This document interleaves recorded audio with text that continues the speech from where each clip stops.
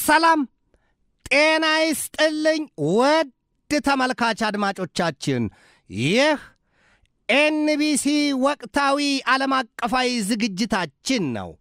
በዛሬው ዝግጅታችን Russia says Britain's decision to detain Swazels is hostile vows to response ሲል የወጣውን መረጃ፣ ፓኪስታን በአፍጋኒስታን ላይ ጦርነት መጀመሯን፣ ሰሜን ኮሪያም የሰው አልባ የጦር አውሮፕላን ምርቷን ማስፋፋቷና በከፍተኛ ደረጃ መዘጋጀቷን፣ ወዲህም Trump says Iran asked him to be next supreme leader but he refused። አረ ምን ጣለባቸው ሳቴ! የማይመስል ልብ ያቆስል አለያም የማይመስል ነገር ለሚስታት ትንገር ይሉትን ያስታውሷል። አሜሪካ 10,000 ተጨማሪ ወታደሮቿን ወደ መካከለኛው ምስራቅ ቀጠና ምድር ለመላክ መዘጋጀቷ ሲነገር፣ ኢራን ደግሞ ከ1 ሚሊዮን በላይ የምድር ኃይሏን ከአሜሪካ ጋር ለሚደረገው ግዙፍ የምድር ጦርነት ማንቀሳቀሷንና ሌሎች ከበርካታ የምድሪቱ ክፍሎች የተገኙ ወቅታዊና አዳዲስ መረጃዎችን ይዣለሁ። እስከ ዝግጅቱ ፍጻሜ ድረስም አብራችሁኝ ትዘልቁ ዘንድ የአክብሮት ግብዣዬ የአየር ሞገዱን ሁሉ አሳብሮ ከልባችሁ ይድረስ የምላችሁ አዘጋጅቼ የማቀርብላችሁ ትዕግስቱ በቀለ ነኝ። በአሜሪካ በኢራንና በእስራኤል መካከል ግዙፍ ጦርነት ከተጀመረ 4ኛ ሳምንቱ ሊጠናቀቅና 5ኛ ሳምንቱን ሊይዝ አለያም 1 ወር ሊሞላው የሰዓታት ዕድሜ ካልሆነ በስተቀር የሚቀር ነገር የለም ነው የሚባለው። በዚያ ሂደት ደግሞ ጦርነቱ ከተከፈተባት ኢራን ብቻም ሳይሆን ከአሜሪካና ከእስራኤልም የሕይወት መስዋዕትነት አስከፍሏል፣ ደም አፍስሷል፣ አካል አጉድሏል። የንብረት ውድመት ነገር ለምን ይነሳል? ጦርነት ማለት እኮ ታዲያ ትርፉ ይሄ ነው። ይሁንና ግን ገና ያልበሰለ አለያም በጉርምስናና በጉልምስና ዕድሜ ታቅፋችሁ አጉርሱኝ ባየመሰለ ምኞትና አቋም ባላቸው በርካታ ሀገራት የሚኖሩ አካላት ያላቸውን ሃንዱራ ሀብት ሰባራ መርፌ ሳይቀር እየሸጡና እየቸበቸቡ ጠመንጃና ጥይት ገዝተው ንጹሐን ወገናቸውን ሊያውም ተጋብተው የተዋለዱትን መግቢያና መድረሻ ሲያሳጡና ሲነሷቸው ይታያል። ጦርነትን እንደዚህ በዜና በምስል ተቀናይቶ ለሰማውና ለተመለከተው ግን ሰባኪ ቢሉ የሚገፋፋ ፖለቲከኛ ሳያስፈልገው የያዘውን የጦር መሳሪያ ወርውሮ ዶማና ማረሻ ባነሳ ነበር። የገሚሱ ሀገራት ጦረኞች በምኞትና በዘረፋ ስሌት በቁም እየቃዡ ዕድሜያቸውን የሚገፉና ባዶ እጃቸውን ቀርተው ርቃናቸውን እያንጎላጁ ሞታቸውን ሲጠብቁም ይታያሉ።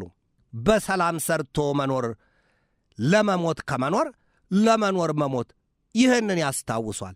ሰውን ያህል ክቡር ፍጥረት ሕይወቱን በማይረባና በማይገባ አኳኋን አጥፍቶ ደም ከመቃባትና ደም ከመቀባት በምድሪቱ ለማን ምን ማንስ ምን አተረፈ? ለሰው ዘር የቀረ ጥያቄ ነው። ስንፍና ሲጸንስ ዝርፊያና ቅሚያ የንጹሐንን ነፍስ በግፍ ማጥፋትን ይወልዳል። አዞር ሲዞር አደረን ያሳዩበታል። አሜሪካ እስራኤልና ኢራን የገቡበት ግዙፍና ዘግናኝ ጦርነት በመላው ዓለም የጋረጠው የነዳጅ ዘይትና የጋዝ እጥረትን ብቻም ሳይሆን የማዳበሪያና የምግብ እጥረትንም ወልዷል የሚል መረጃ በሰፊው ወጥቷል። በእርግጥም አሁን ጦረኞቹ ወገኖች ምን ገደዳቸውና ነው ጦርነት ውስጥ የገቡት? ቀድሞ ነገር ቅናትና ውሸት ካልሆነ በስተቀር ምን አዋጋቸው? የእነርሱ ጦርነት ዳፋው ለዓለም ተርፏል። ኢራን ዩራኒየም አብላላች፣ አበለጸገች፣ ተወችው። የኒኩለር ጦር መሳሪያ ሰራች፣ ያዘች፣ ተወችው። ቀድሞ ነገር ማንስ ፈቃጅ ማንስ ተጠያቂ ማን ጠያቂስ ነበር? ከዚህ ቀደም የኒኩለር ጦር መሳሪያ የታጠቁ ሀገራት እነማንን አስፈቅደው ሲያዙት? ሌሎቹስ ስለምን እንዲፈቱ ወይም በኒኩለር ጦር መሳሪያቸው ተጠያቂነት አልቀረበላቸውም? ኢራን ዛሬ ስለምን የኒኩለር ጦር መሳሪያ ትይዛለች በሚል ጥርጣሬና ፍራቻ ብቻ የዚያን መሰል ጥቃት ተከፈተባት? ሁሉም ድቅንቅን ጥያቄ ነው። ኢራን እውን ኃላፊነት አይሰማት ይሆን ወይ? የኒኩለር ጦር መሳሪያ ብትይዝና ብትታጠቅ ኃላፊነት አይሰማት ይሆን ወይ? ማን ነው ማረጋገጫ የሚሰጠው? ኢራን የኒኩለር ጦር መሳሪያ ስልስራ ብትል ማንን ማስፈቀድ ነበረባት? ፈቃድ የሚሰጠው አካል ማን ነው? የትኛው ቢሮ? የመንግስታቱ ድርጅት ወይስ አሜሪካ ወይስ ደግሞ ሌላ ተቋም? ጥያቄ ነው። The war in Iran sparks a global fertilizer shortage and threatened food prices. ሌላ ምን ይምጣ ታዲያ? ጦርነት ሲጸንስም ሲወልድም ሲያሳድግም ስደት ረሃብና ሞትን ነው። የጦርነት ረሃብ ደግሞ በጥይትና በሌላ የጦር መሳሪያ አይደለም፣ በረሃብና በተላላፊ በሽታዎችም ነው። ኢራን በአሜሪካና በእስራኤል የጣምራ ጦርነት ከደረሰባት ወይም ከተከፈተባት የበረታ ጉዳት ራሷን በአጻፋ ምላሿ የሁለቱን ሀገራት በተለይም በባህረ ሰላጤውና በመካከለኛው ምስራቅ ቀጠና ሀገራት አሜሪካ ያሰፈረቻቸውና ያስደፈጠቻቸውን የጦር ማዘዣዎችና ወታደሮቿን እያደነችና እያለመች ክፉኛ በተደጋጋሚ ማጥቃቱን ተያይዘዋለች። እነዚህ ሀገራት ደግሞ በከፍተኛ ደረጃ የነዳጅ ዘይትና የጋዝ ሀብት በተፈጥሮ የታደሉና አምርተው ለዓለም ገበያ የሚያቀርቡ ናቸው። ወዲያም ሀገራቱ ለዓለም ገበያ የሚያቀርቡት የነዳጅ ዘይትና የጋዝ ምርቶች የመተላለፊያ መስመራቸው የፐርዥያን ገልፍ ወይም የፋርስ ባህር ቀጭን የውሃ ወሽመጥ ወይም ሆርሙዝ መተላለፊያ ነው። በመካከለኛው ምስራቅ ቀጠና ወይም በባህረ ሰላጤው ቀጠና ሀገራት እንደ ሂሊየም የመሰለውን የዓለም ድንቅና ውድ የማዕድን ሀብት ባለቤቷ ኳታርም ያንን የሂሊየም ምርቷን ማቅረብ አልቻለችም። ሂሊየም ሲነሳ በጂኦግራፊ ትምህርታችን ቀደም ባለው የጂኦግራፊ ትምህርታችን ለማለት መሆኑ ይያዝልኝ ወይም ይታወቅልኝ። The sun is made up of helium and hydrogen ይላታል። ፀሐይ የምትባለዋ ይህች ሞቃቷ ኮከብ በተለያዩ ሀገራት ቋንቋ የተለያየ ስያሜ ያላት። እንዳብነት እንኳን በእንግሊዘኛው ሰን ትባላለች፣ በጣሊያንኛው ሶሌ ትባላለች። ታዲያ በእኛ ሀገር አጠራር ገሚሱ ፀሐይ ይላታል፣ ከፊሉ ደግሞ ፀሐይ ይላታል። ሌሎችም ሞቃቷ ኮከብ ሲሉ ስሟን ይጸውዑላታል።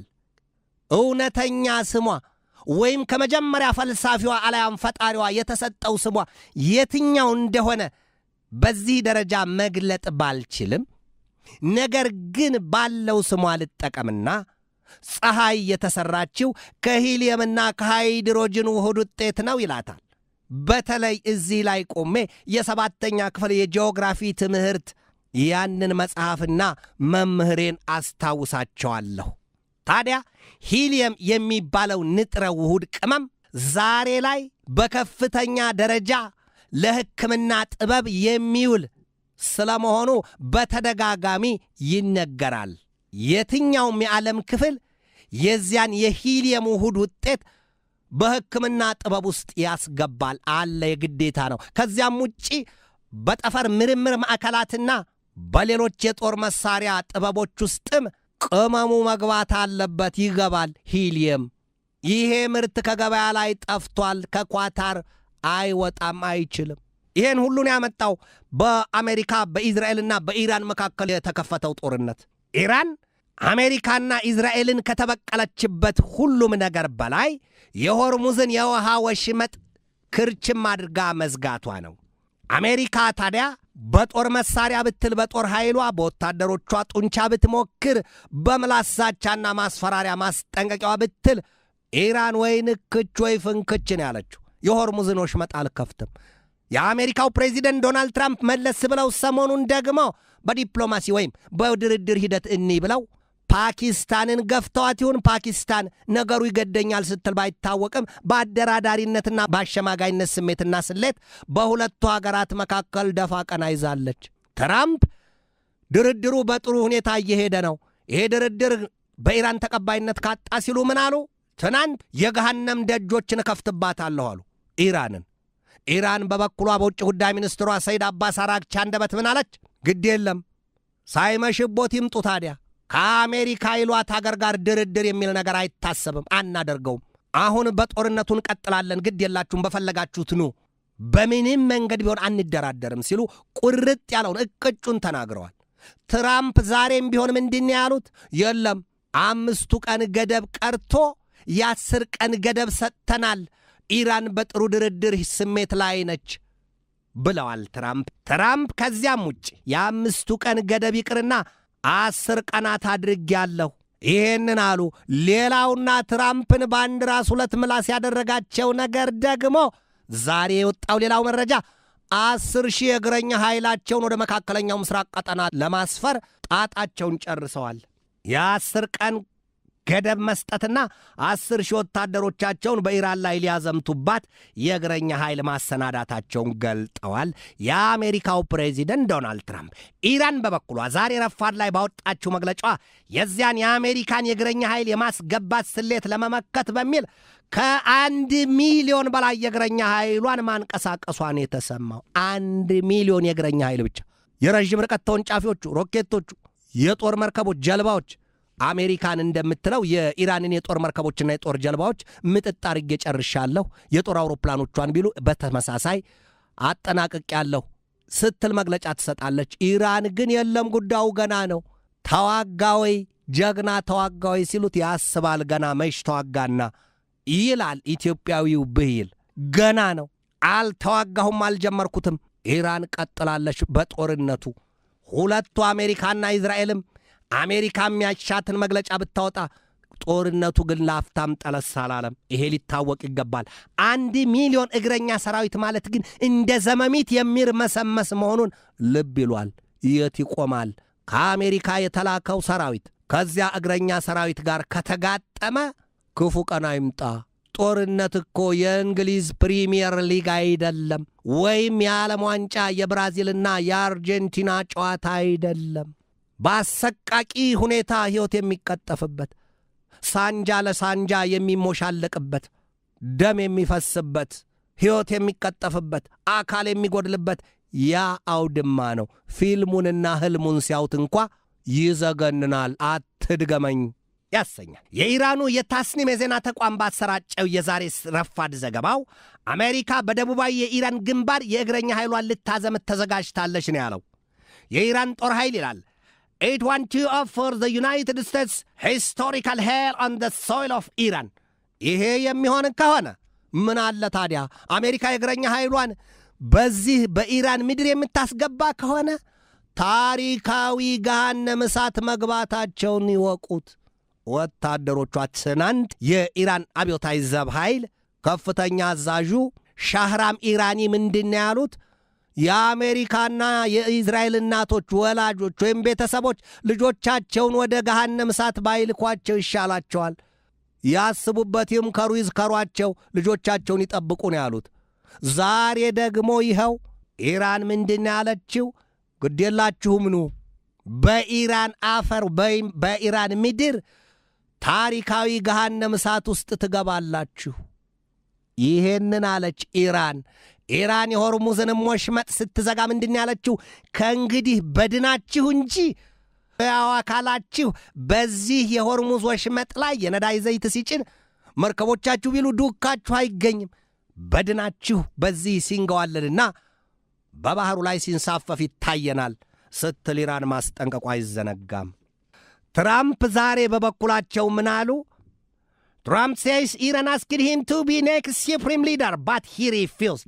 ትዝብቱ ነው እንጂ ስለት ሰው አይጎዳም ይሏል ኢትዮጵያ ነው አበው። አሁን ኢራን እኛን ሰው ዶናልድ ትራምፕን ቀጣዩ የመንፈሳዊ መሪዋ ይሆኑ ዘንድ ጠይቃቸው ይሆን? የጉዳ አገር ገንፎ አያደር ይፋጃል ይለዋል። ይሄ ነው ትራምፕ ያንን የተናገሩት በብሔራዊ የሪፐብሊካን ኮንግረስ ኮሚቴ ስብሰባ ላይ ሲሆን ገሚሱ ለቀልድ የተናገሩት ስለመሆኑ የኋላ ኋላ ላይ ያንን ብለውላቸዋል። ጉድና ጅራት ከወደ ኋላ ነው ይላል።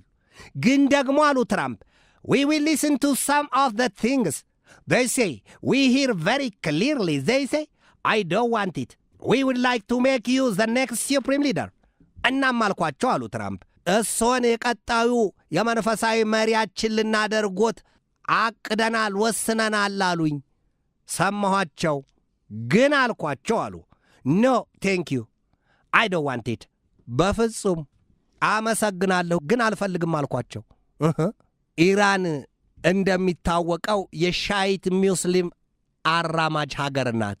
ትራምፕ ደግሞ ወዲህ አሜሪካ ውስጥ ያሉ የክርስትና እምነት ተከታይ ናቸው። ታዲያ ኢራንን ከ90 ሚሊዮን በላይ ካላት የህዝብ ቁጥር ለመንፈሳዊ የመሪነቱን ስፍራ እሚይዝ አታ ይሆን ዶናልድ ትራምፕን የጠየቀቻቸው ሲሉ እኒያ ነገር ሰንጣቂዎቹ ዛሬ የሚያላምጡት ይህንን የነገር ቋንጣ አግኝተዋል። በኢራን የቀድሞው የሀገሪቱ መንፈሳዊ መሪ ነፍሳቸውን ይማርና የ86 ዓመቱ አያቶላ አሊ ሰይድ ካሚኔይ በመጀመሪያው ቀን የአሜሪካና የእስራኤል የአየር ጥቃት ከልጃቸው ጋር መገደላቸውና ምሽታቸው መመታታቸው አይዘነጋም። የኋላ ኋላ ከ3 ቀናት በኋላ ግን ምሽታቸው ማረፋቸውንም በዓለም አቀፉ የትንታኔ ዘገባ ላይ ተመልክቻለሁ። ካሚኔይ ኢራንን የመሯት ከአውሮፓውያኑ 1989 እስከ 2026 የካቲት 28 የዚያች ቅዳሜ ረፋድ ጎዶሎ ቀን ድረስ ሲሆን በዚያች ቅዳሜ ቀን ግን ጎድሎባቸዋል፣ አልተሻገሯትም። የቀነ ጎዶሎን ሚዳቋማት ዘለው ይሉትን ያስታውሷል። ከዚያም በኋላ ልጃቸው ሞጅታባ ካሚኔይ አያቶላ ተብለው በሀገሪቱ ኃላፊነቱን መረከባቸውም ይታወቃል።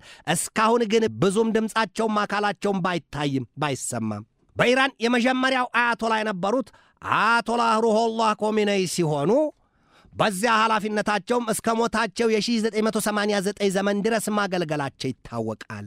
አሜሪካ ዛሬ በኢራን ጦርነት ውስጥ መሆኗ ሲነገር የሰሜን አትላንቲክ ጦር ቃል ኪዳን ድርጅት የኔቶ አባል ሀገሯ አጋርና አባሯ የነበረችው ወዲያም የወዳጇ ሀገር ዴንማርክ መንግሥት ደግሞ አሜሪካን ለመውጋት መዘጋጀቱ ተነግሯል።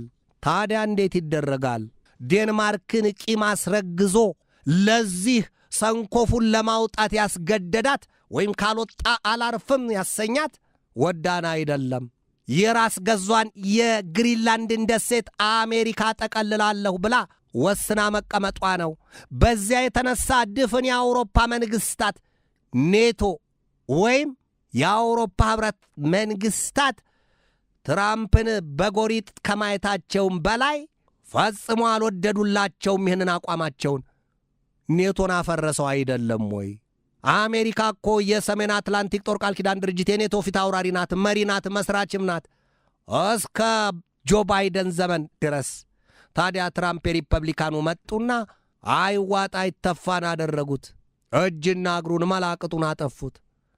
ካናዳም የዚሁ የኔቶ አባል ሀገር ናት፣ እሷንም 51ኛ ግዛት ያድርጌ ጠቀልላለሁ ብለዋል። የእነዚያማ የፓናማ ካናልና የጋልፍ ኦፍ ሜክሲኮ ወይም የሜክሲኮ ሰርጥ ጉዳይ ያከተመ ነው፣ የተበላ ቁብ ነው። ጋልፍ ኦፍ ሜክሲኮ የሚለውን ጋልፍ ኦፍ አሜሪካ ሲሉ ወዲያውኑ በጽሑፍ አስደግፈው አውጥተውለታል። የግሪንላንድ መንግሥት ግን በተለይም ጠቅላይ ሚኒስትሯ ሜቴ ፍሬድሪክሰን በምንም ተአምር እዋጋለሁ ሲሉ ሕዝባቸውን አሳምነውና አስተባብረው የመቆማቸው ዜና ተሰምቷል። United States of America and Israel have pounded but not eliminated Iran's missile threat.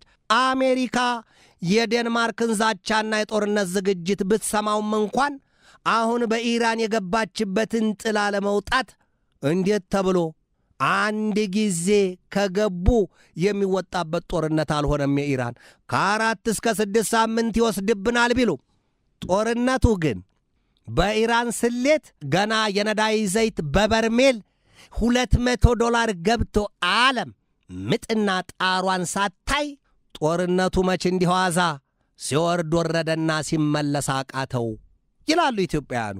አሁን ታዲያ አሜሪካና እስራኤል በገቡበት የኢራን ጦርነት ሰማይ እስኪሰነጠቅ ምድር እስክትርገበገብ ድረስ በዚያ በቦምብና በሚሳይል ናዳቸው ቢከመክሟትም የኢራንን የሚሳይል ጦር መሳሪያ ግን ሊያጠፉት አልሆነላቸው። ኢራን እኮ ጣቴን የምጠባ ሕፃን አይደለሁም። በቀደመው በዚያ የሰኔ ወር 12 ቀናት ጦርነትም አሜሪካ ሙሉ በሙሉ የኢራንን የኒውክሌርና የባላስቲክ ሚሳይል ሁሉንም ኦብሊትሬትድ ሲሉ ፕሬዚደንቷ ቢናገሩም በቋንቋቸው ወይም ቶታሊ ዳሜጅድ ቢሉም የኢራን ፖለቲከኞች ግን ወጡና በቀጣዮቹ 3 እና 4 ቀናት ምንድን ያሉት? የአሜሪካዎቹና ቢ2 የቦምብ ጣዮቹ አውሮፕላኖች እኮ ላዩን አጓርተው ምድርን እንደ ገለባ አጋይተዋት ሸሹ እንጂ የጥልቁን ስፍራችንን መቼ አገኙት? መቼ ሽታው ደረሳቸው? አላገኙትም። አልተነካንም፣ የኒውክሌር ጦር መሳሪያችን አልተነካም ነው ያሉት። ይሄ ሁሉ ነገር እልህ ያጋባ ጦርነቱን ወደ ባሰ ደረጃ አድርሶት ባለፈ የካቲት 28 ቅዳሜ ቀረፋድ አሜሪካና እስራኤል ኢራንን እስከ መጨረሻው ትዕግስቷን አስጨርሰን አብረክርከንም አንበርክከንም ብቻ አይደለም ዘርረን አንጋለን እንተዋታለን ሲሉ ጦርነት አወጀውባታል። ነገር ግን ኢራን ምንድን ያለችው? እኔ ምን ቸገረኝ ሲደልቀው ቢያድር ይበሉት፣ መተኮስና መግደል ለየቅል ነው፣ ይህንን ይወቁ ብላለች። ኢራን በብልሃት የያዘችው ነገር ቢኖር ጦርነቱ እንዲራዘምና የዓለም የምጣኔ ሀብት ቁስሉና የሞቱ ነገር ለማንም እንዲታይ እንዲሰማና እንዲታወቅ ማድረግ ነው ይሏታል። ይሄ አንድ ስልት ነው ይላሉ የወታደራዊ ጠበብቶቹ። ጦርነት በተራዘመ ቁጥር የመሰላቸት፣ ጦርነት በተራዘመ ቁጥር የጦር መሳሪያና ጥይት የማለቅ፣ የምጣኔ ሀብቱ የመላሸቅ፣ ወዲያም ደግሞ የጦረኞቹ ሀገራት ህዝቦች ጦርነቱን የመቃወም ስራችሁ ልክ አይደለም፣ በአጭር ጊዜ እንወጣለን ያላችሁትን ይሄው ተራዝሟል፣ የሀገር የምጣኔ ሀብትና የህዝብ ሀብት እየባከነ ነው፣ አለቀ፣ ልቀቁ፣ ውጡ። ከዚያም ሲገፋና ሲገፋ ስልጣናችሁን ልቀቁ ሊል ይችላል። ይሄ ሁሉ ነገር ነው ያለው በበሰሉት ሀገራት፣ በበሰሉት ህዝቦች ዘንድ፣ ባደጉትና በበለጸጉት ጥሩ አመለካከትና ክብር ለህዝባቸው ባላቸው ሀገራት ዘንድ ይሄ ይታሰባል። ያስከውን ጦርነት አቁም፣ የሚያልቀውና የሚፈጀው የሀገር ሀብትና ንብረት ነው፣ ከህዝብ የሚሰበሰብ ግብር ነው፣ አቁሙ ሊል ይችላል። ስለዚህ ኢራን ያን ስልትና ስሌት ነድፋለችም የሚሉት ብዙዎች ናቸው። የዓለማችን ጉዳይ ሲቃኝ ጦርነት የሌለበት ገጽታ አላት ወይ ይባላል ምድር። አሜሪካና እስራኤል የኢራንን የሚሳይል ማከማቻና ማምረቻዎች እያሰሱ ማጥቃታቸው ሲነገር ኢራንም በበኩሏ 83ኛውን ኦፕሬሽን ትሩ ፕሮሚስ ፎርስ ስትል የሰየመችውን የጥቃት ማዕበል ምላሿን ሙሉ ሌሊቱን መስጠቷም ተገልጧል። አሜሪካ 10,000 ተጨማሪ ወታደሮቿን በመካከለኛው ምስራቅ አስገብታ የእግረኛ ውጊያ ለማድረግ ተዘጋጅታለች። በእስራኤል በኩል የተባለው ባይሰማም እስራኤል ግን በአየር ጥቃቷ ትናንትናም የኢራኑን የባህር ኃይል ዋና አዛዥ ሪር አድሚራል አሊ ረዛ ታንግሲሪን ገድያቸዋለሁ ብላለች። ጉዳይ መጣሏን አስታውቃለች። የኢራን አክራሪ ፖለቲከኞች ምንድን ያሉት ታዲያ ዛሬ ኢራን ያንን ያብላላችሁንና የሰወረችውን ዩራኒየም አውጥታ በአስቸኳይ የአቶሚክ ቦምብ ወይም የኒውክለር ቦምብ ትሰራ ዘንድ ጥሪ አቅርበዋል። ከዚህ በኋላ ምን ይመጣል? ከዚህ በላይ ምን አለ? የመጨረሻው መጨረሻችን ይሄ ነው የሚሆነው ስትል ቀዩን መስመር አሳይታለች። ቀይ መስመር ብቻ አይደለም፣ ለተጫዋቾቹ ቀይ ካርድ እንዲመዙ ሰጥታቸዋለች። የኒውክለር ጦር መሳሪያ፣ የኒውክለር ቦምብ ሰራለሁ ባያውቁ ኖሮ እነዚያ በኢራን ፖለቲካ አክራሪና ጠንካራ የማይለዝብ የፖለቲካ አቋም አላቸው የሚባሉት ኃይሎች ይህን ጥሪ ያቀርቡ ነበር ወይ? የለም፣ ስለሚያውቁ ነው። ወዲህ የዚህ ሁሉ ጉልበተኛና የዚህ ሁሉ ባለጊዜ መደባደቢያ የሆነችዋ ዓለም ብዙ ጉልበት የምታገኘው ከነዳጅ ዘይትና ከጋዝ ነበረና ያ ሁሉ ቀለቧ ቀጥ ብሏል። እናም በሙሉ ቀለብተኞቿ በነዳጅ ዘይትና በጋዝ ረሃብ ሊያልቁ ነው። ፋብሪካዎች፣ ኢንዱስትሪዎች፣ መኪኖች፣ የቤት ምድጃዎች ሳይቀሩ አሸቦ ለብሰዋል። ነጫቸው ወጥቷል። የሚቀምሱት ጥፍጣፊ አጥተዋል።